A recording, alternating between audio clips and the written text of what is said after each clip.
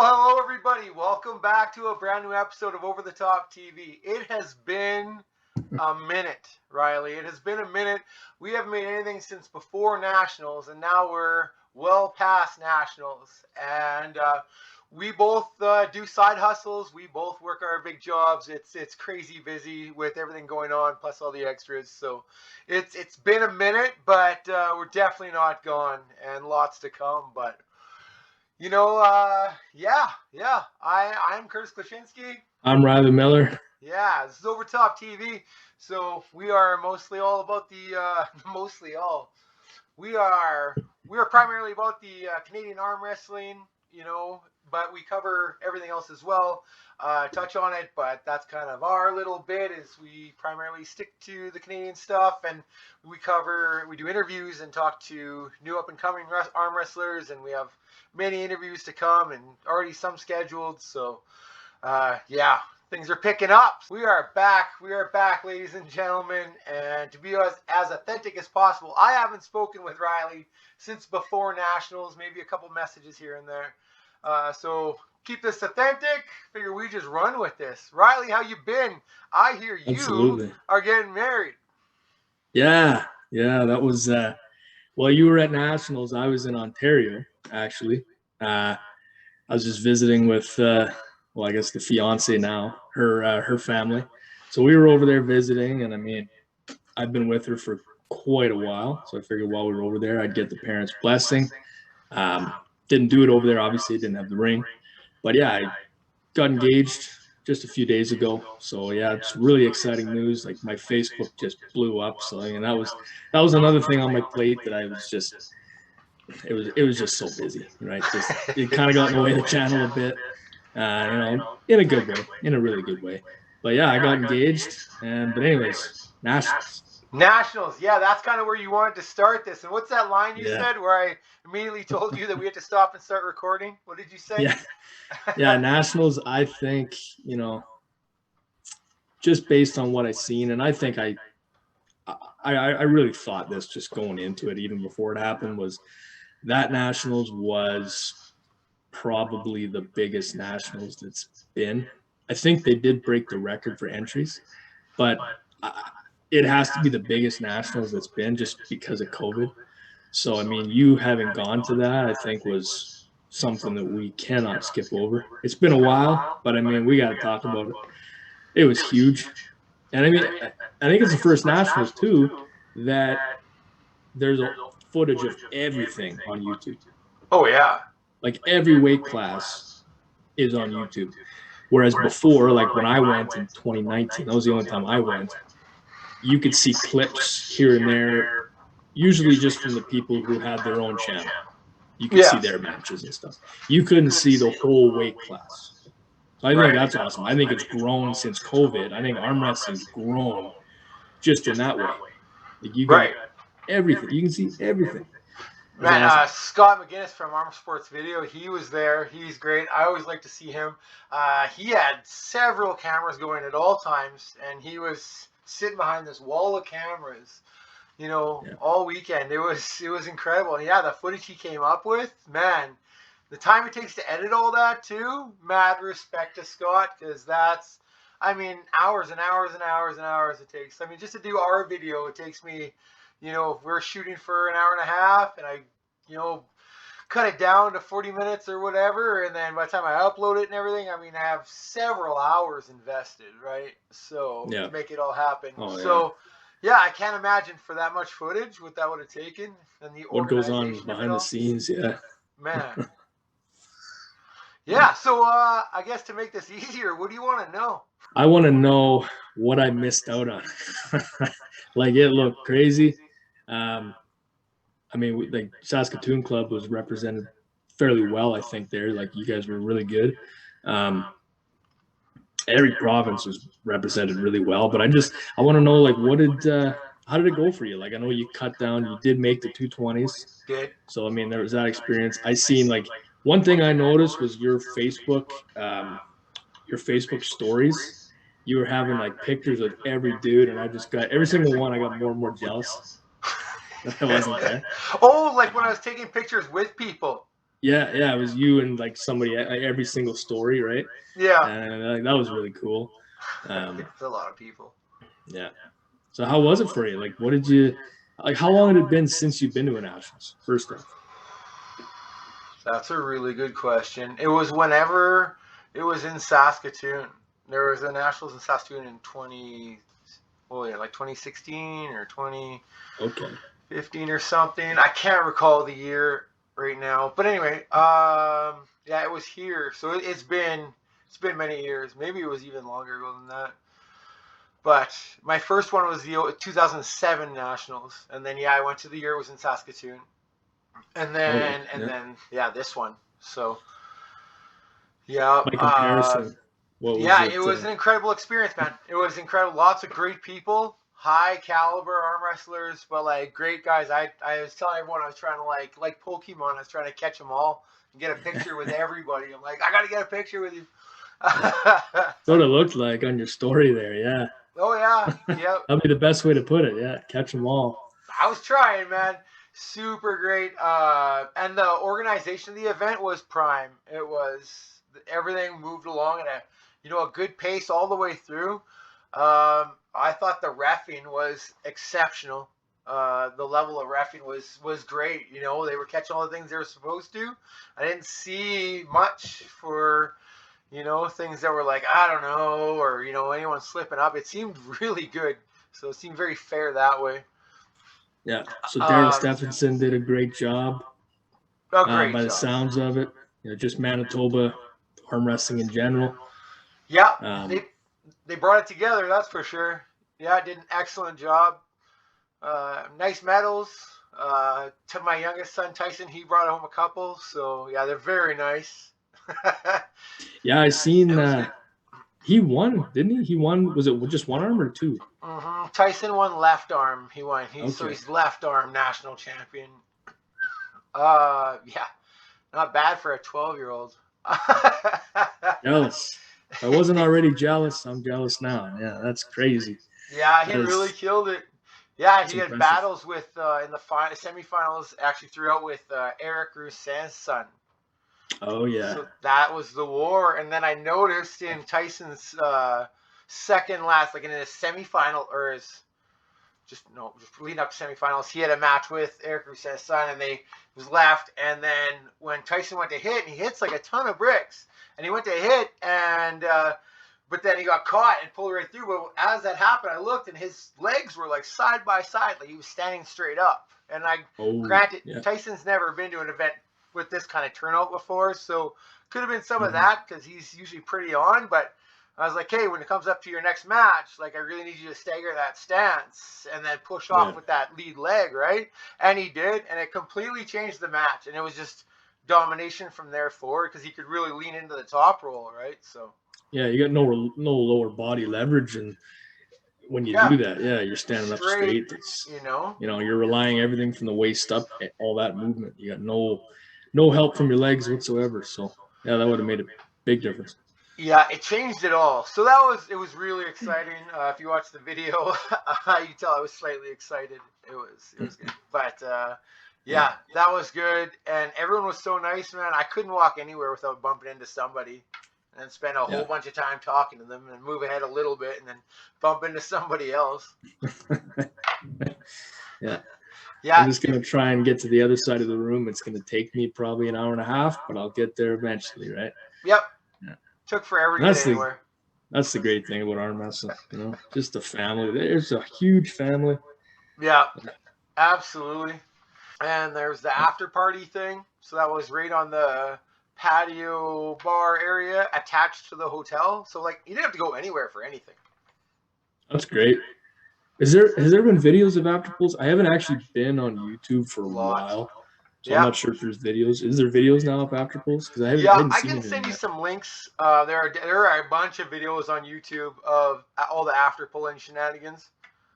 Oh yeah, well, that's great then. Yeah, I just wasn't sure how that turned out. That was gonna be my next question: was how was that after pull? Did you get to pull with a bunch of people and such and such?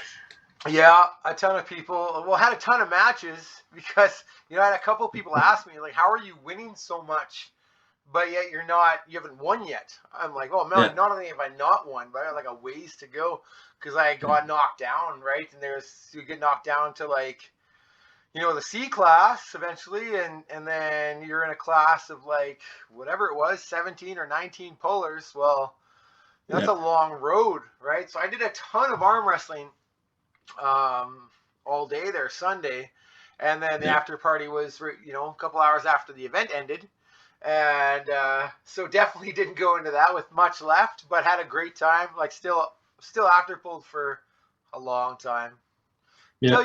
till it got beat by everybody. I usually start after pulls like that because I don't know. I get so blown up in the tournament that I'll after pull anybody, but like I'll pull the youth, like 10-year-olds, and they'll just be folding me over. So yeah, it's great though. I love it. Yeah, love it. Love the after pulling. Yeah, happily went until I couldn't win anymore. I know that's not prime training, so don't do that, everybody. It's not Yeah. the right way. Do Yeah. not do not go do that. Like you're not even supposed to really after pull a whole bunch because of the potential Yeah. for injury. But I'm kind of addicted to it, so Yeah, don't do it on a weekly basis, but like when you go to a big tournament like that, everybody's there. It's kind of like cheat day when you're eating. It's like, yeah, don't go eat a bunch of crappy food every day, but hey, this is kind of like treat yourself. Go pull everybody, right? Really, Yeah. I like that. So I I've like always that. thought about after pulls at big events. Yeah. Like, well, I shouldn't do this, but I'm gonna do it anyways. Gotta do it. Yep. So yeah, man, it was great. What a well organized, well done event. The refreshment center, that idea was brilliant. Like having an area where you had like what was it, fresh bananas and apples or something, maybe. And then there was fresh fruit there anyway in the corner. Yeah. And then they had they had this big jug set up full of a drink, and it had your BCAAs in it. So, and that was free, Okay. like free. You could go like if you're Yeah. between matches or something, you could go up there and take that instead of just straight water, right? And then keep your energy levels, your muscles still ready. So it was brilliant, and I think that was all sponsored by NatFit, or at least the drink I would assume must have been. Yeah, Yeah, there really are a cool. lot of events, and did I also see they had like massage beds, or was that another event I'm thinking of? They didn't have I those at that one. didn't see him. Oh, I want to say somebody made a post and said, "Yeah, we'll have massage beds there for our, like." I might be thinking of another event. I'm not sure, but Yeah, I don't know. that was the 220 class, the biggest one there, from what I could understand. Here's some big boys. Oh man, I had no idea the kind of gap that was possible that has to be in place now between where I'm at and where Yeah. like Joe Fox is at. It's not Yeah. even on the same screen, Ryley. It's not Yeah, the we same. It's not gotta like change scale. It's not like I have to be able to move like just 5 or 10 more pounds. No. And his shoulders are like bowling balls. And dude just comes in and just crushes inside with everybody and pretty much toyed with everybody. Yeah, so there was that. I didn't even get, I was thinking like, can't wait to face him. I'm going for first place. And here I was like trying to hang on and not even reaching him. So I was a bit off with my calculations. Yeah, like But Joe. The thing I've always said about Joe is I've always called him like the middleweight Levon of Alberta. gee. Okay, because I don't remember the last time I seen him lose right-handed, but I don't even know if I can call him the middleweight Levon of Alberta anymore. Like I feel like he's getting big. Like he's 220 now. He used to be like when I went to nationals, he pulled the weight class below me. Oh. I pulled in the 90. I think he was lower than that. I think. Really? I could be wrong. 'Cause And now he's just scary. him and I were the same weight on Sunday. We both weighed back in at around 232, 233. Joe is 230 now.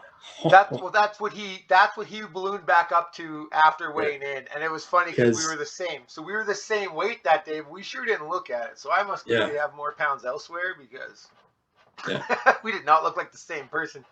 He's a monster. Like he's a middleweight dude, but he's just not anymore. Yeah, that's right. And like guys like I didn't see coming like Steve Morneau. Yeah. Nope, couldn't move him. Well, he's a Couldn't wild card. move I him. want to say he can. I want to say he's been a 90 as well, but he's just a big 90. Yeah. He's probably usually at 100 kg, but yeah, he's another one of those dudes. Like, don't feel bad losing him because back in the 90s, he was #1 left hand on the planet. Like, without any weight, he was #1 on the planet. So, yeah, he's not a. I wouldn't feel bad losing him. Yeah, I didn't feel bad losing anyone I lost to. I mean, it's a lesson every time, right? It's like, okay, this is how he beat me. This is where I was weak. This is how I lost. This is where I need to work. So at least I've been in the sport long enough to know. But I just had to go. I just had. It was. Yeah, I had to go compete against guys that were capable of doing this to me because I don't find that around here a lot, right? So to be able to go there and find out that these guys exist at my weight class and how strong they feel, and it's just like it's a swift kick in the butt, is what that is. Yeah. It's a How quick much? lesson. Like, by the way, here's where you need to work, and that's all it was. And it was perfect, perfect. I was in a perfect class for that, man. Guys like Tyler Bolzan, dude's a powerhouse. Yeah, I'm not sure about his right. I mean, he's probably strong, but I've always heard great things about Tyler's left. Yeah. I'm sure he's good both arms. It's just the one I always hear about is his left arm. Yeah. Tyler Bolzan, yeah. But yeah. I'm sure, yeah, you came out of he that. looked very strong. What's that? I was just saying, I'm sure you came out of that with the same lessons as me. Like when I went into 90 kg there, when I went to nationals, I felt really good. I always feel really good, but just you learn how much power can fit into 90 kilograms, and then like you learn how much power you can fit into 100 kg. Yeah. Right? It's how it's yeah. Joe impresses me, but you got top 10 in that class was an accomplishment. So yeah, a very big one. I was 5th and 7th, I think. Is that right? Yeah. Something like that. Because usually the 90 kg has the most competitors. Well, that year I think it was the 100. I don't think the 90 was very big. Like most of the guys I would have normally competed with either jumped up to the 100 or went down to the 85. 85. Yeah, they all were pretty stacked classes. Any other questions about nationals? It's good, man. Good event. Yeah, like I mean, keep it local, but we'll keep it Canadian for a second. Were you in the building when Pork Chop and SB pulled left? Front row seats. How did you like that show? That was crazy. There was tables in front of us, but there was like the stage and then these like VIP tables, and then like that we were like first or second row for that match. It was insane. The crowd just went wild at one point. I thought you were going to say the table started shaking. I was going to say I would have believed it. The whole building was shaking. I think the whole building was shaking. Oh man, they locked in. When they locked in, and then when Ryan jammed on it, and it didn't move near as much as I thought it was going to, and I was like, yeah, oh boy, we got a war. Yeah, like that says a lot about Pork Chop. Yeah, he's like SB still ended up winning the class. He won the event. I don't think anybody got pinned in that match as far as I've seen. I think Curtis got the win on a foul or something. But he got the win. Nobody's yeah, it wasn't a pin, right? Yeah. Like I want to say it was close though. At one point, it was real close. Yeah, I want to say that's the closest. Like I've never seen anybody in Canada do that to SB at a nationals. Like I mean, that's got to almost be a good thing for him because when I went in 2019, that dude looked bored. He was up there in the super head. It didn't matter. He was just like. He looked bored. I think he almost needed that. Like it was get his blood actually going a little bit. Yeah. Well, if you ever get a chance, look up the match with him and Terrell Wojciechowski. Their second match, I think. Their second super match. There you see a war. I've seen that one too. Yeah. the Man Sass Challenge. Yeah. That was a great match. I wasn't there for that in person. I couldn't be there that year, but that I've seen the video about 1,000 times. So another really cool thing you missed, Ryley, was in the women's class. I can't remember the weight class. It was it Vivian Santos against from Ontario. What's her name? She came in second in that weight class. Ursula? Yeah. What weight class was that? That was in the 70, I think. Was it? Yeah. A war. An absolute war. Just looking on. See, I missed that one. So you said, like, to you, that was like almost match of the day. Almost, man. It was almost. It was absolute battle. And because Ursula had won a couple on Vivian, and then Vivian changed up her game, and then it just turned into this war, this back and forth war. And then she ended up and then it was like Santos with the win. And it was the crowd was so loud, like people were it was the cheering. And I think that was the last match of the whole event. Like that was the last match on Sunday. I think it was. Everybody was just sitting on a whole bunch of, whatever like adrenaline they didn't get rid of on the table. They still had that, and all that went into that match then, hey? Exhilarating. Yeah, it was a rush. That was a war. And then another standout thing, couple actually. Uncle John, amazing. He made the event, man. He filled every hole in sound or cheering or whatever. He was always talking, and he knew so much and facts about different people, and he was calling out matches and just did an awesome job. He helped make that event incredible. No joke. Typically what he does, he did the same thing when I went in 2019 in Edmonton. He was on the stage. He was talking the whole thing. I don't even think he stopped for a water break. He just kept on going. No way. Yeah, he really does good announcing. I want to say before him, it was Keith Koenig. Oh, yeah. He was kind of the announcer, and then Uncle John, I think, kind of taking the role from Keith there.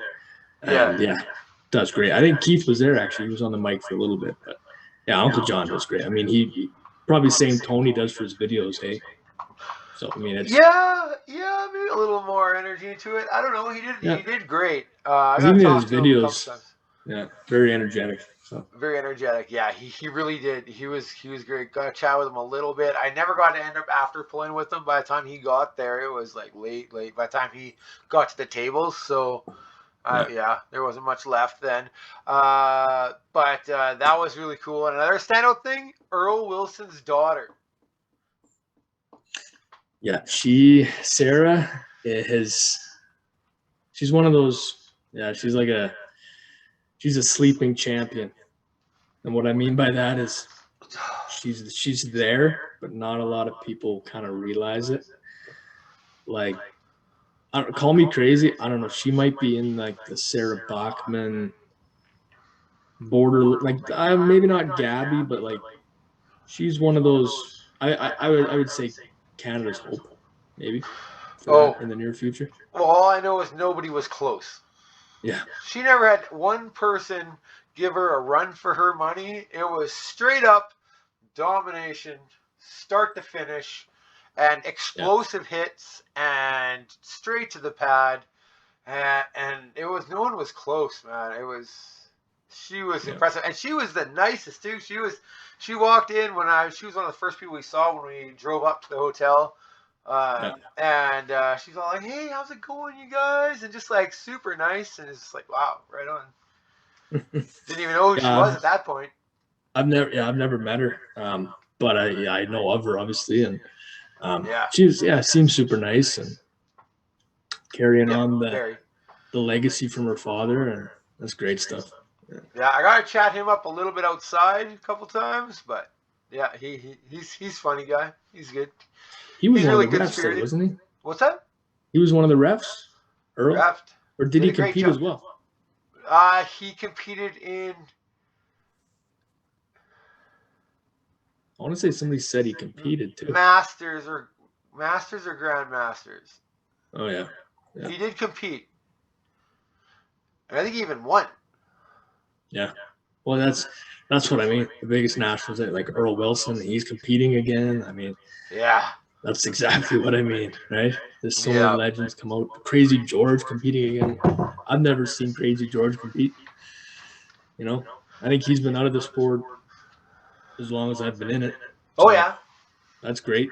You know, seeing Crazy George compete. And Hey, speaking of, you'll like this then. So at the end of the day on Sunday, when everyone was kind of starting to leave, people were kind of getting ready to go, and Crazy George walked up to me, came down this aisle. He walked over to me, and he said like, I want you to know that your matches were the most entertaining matches to me all weekend. He's like, you just keep doing what you do. It's like, right on. But it was like that's the biggest awesome stuff. compliment because like Yeah. he went out of his way to come talk to me. Yeah. So it was like, right on, man. That's super. I'm like, you're a legend, man. I got a picture, of course. Yeah. And he's legend. He probably likes you have a way of talking at the table where it's not douchey. Right. And it's just like the right amount. Yeah, it adds. It's almost like a filler. Like when Uncle John's on the mic, there's downtime or quiet time in a match. You're kind of filling those almost in a good way. It's just it's cool. I watched too many Mike Celieris and Devin Larratt videos. Yeah. See, I haven't quite mastered that yet. I'm quiet. You want to hear me talk? I'm quiet. But it was cool, man. Like to have the legend come, and I was just like the day before, I was telling my family about, how legendary this guy is. You'd never guess, right? Like looking at him if you're not in the world, but it's like absolute powerhouse. Oh, it's crazy. Like for people who don't know, I want to say you can look up the video. It should be on YouTube. Earlier, I think this very year, Crazy George beat Porkchop. He's that good. Like Porkchop could not pin Crazy George's arm. And Porkchop just went through Len Houghton. He just gave SB troubles, and he could not pin Crazy George. Next level. That is nothing short of spectacular. 72-year-old, 176-pound dude. Yeah. Yeah. I don't know, man. I mean, it gives the guy hope, I guess. Yeah. He can get there. Yeah, he is a nice guy. Super nice guy. Yeah, he's one on the bucket list to meet for sure. You've never met him? I never have, no. Oh, wow. No. I really want to. A couple times. But yeah, I mean, that's it for this video, you guys. Just wanted to touch base with Ryley. It's been a bit. Ryley, it's good to see you again. And good to see you guys again. I don't actually see you, but it's good to share with you guys again. And, keep pulling. And, I mean, I guess it's going to be grip and rip, Ryley. Grip and rip. Get her up a little bit. Let's get some more forward. There you go. I got to leave some to the imagination. They might be like, hey, well, it must get bigger down there, right? Like forearm. Yeah. I don't know if this is the right place to talk about that. But all right, bye. See you, everybody.